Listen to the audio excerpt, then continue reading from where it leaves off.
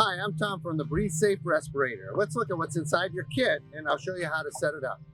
So your Breathe Safe Respirator comes with two different kinds of filters.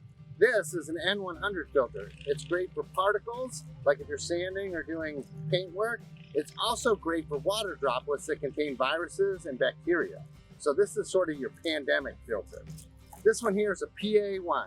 This is good against any kind of natural materials, so it's good against tear gas and pepper sprays. So today we're setting up for the PA1.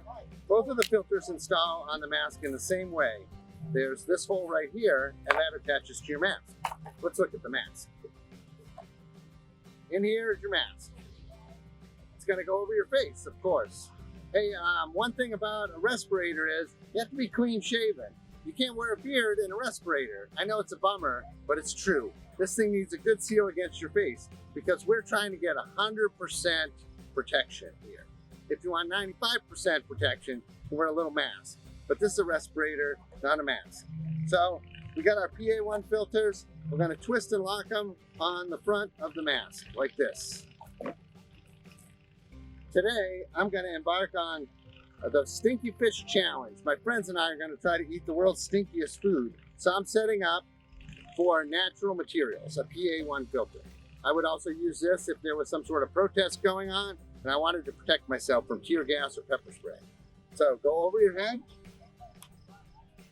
You want a full seal, and you can check if you have a full seal by putting your hands over here and inhaling. If you block out all the flow, you got it.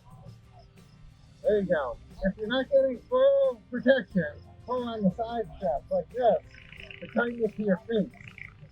Then, great flow. You should be able to wear this all day and protect yourself. I'm Tom from the Breathe Safe Respirator. It's affordable, protective, and it's great in all situations. You can get it at BulletSafe.com and at stores everywhere.